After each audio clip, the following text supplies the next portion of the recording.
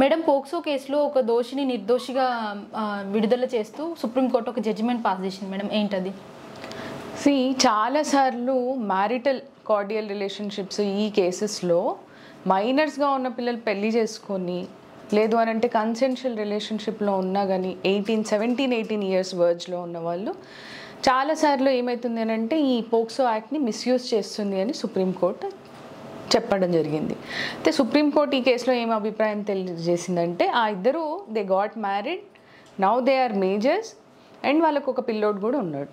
Okay, అయినా కానీ ఇంకా ఈ పోక్సోని మనము కంటిన్యూ చేయడము ఇట్స్ నాట్ రైట్ అని తనకున్న అధికారంతో ఆర్టికల్ 142 యూజ్ చేసి ఆ కేసుని క్లోజ్ చేసేసింది.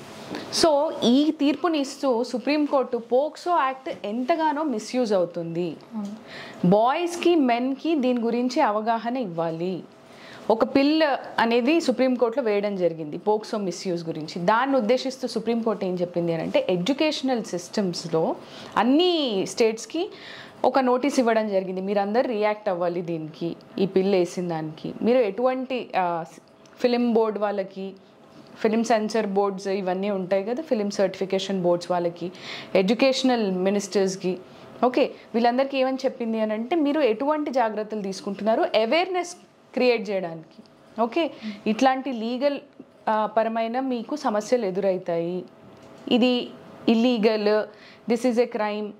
ఓకే, మైనర్ అమ్మాయిని వీళ్ళు సెక్షువల్గా ఎక్స్ప్లాయిట్ చేయడం కానీ ఇవన్నీ క్రైమ్స్ కిందికి వస్తాయనే బేసిక్ అవగాహన చాలామందికి లేదు అని సుప్రీంకోర్టు అభిప్రాయపడింది.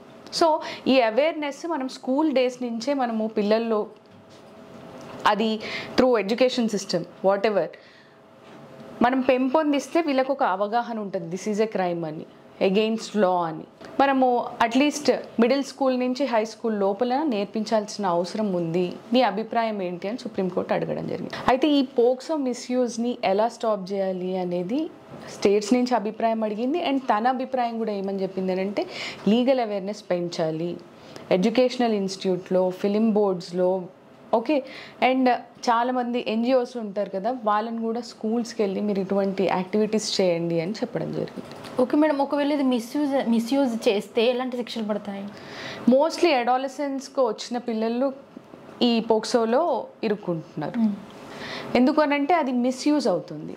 వెంటనే తల్లిదండ్రులు వెళ్ళి పోక్సో యాక్ట్ కింద ఆ పిల్లల్ని బుక్ చేయడము, అది కన్సెన్షువల్ అయినా వాళ్ళు at the verge of 17 years ఉన్న below 18 years it comes under POCSO. అయితే ఈ ఏజ్ పిల్లలు ఇట్లా కెరీర్ పార్ట్ చేసుకుంటున్నారు, అవేర్నెస్ లేకపోవడం వల్ల చేసుకుంటున్నారు. కాబట్టి మనము ఈ లీగాలిటీస్ గురించి, ఓకే ఎటువంటి పనిష్మెంట్స్ పడతాయి, how it comes under A crime, ఇవన్నీ తెలియాల్సిన అవసరం ఉంది అని అభిప్రాయపడింది.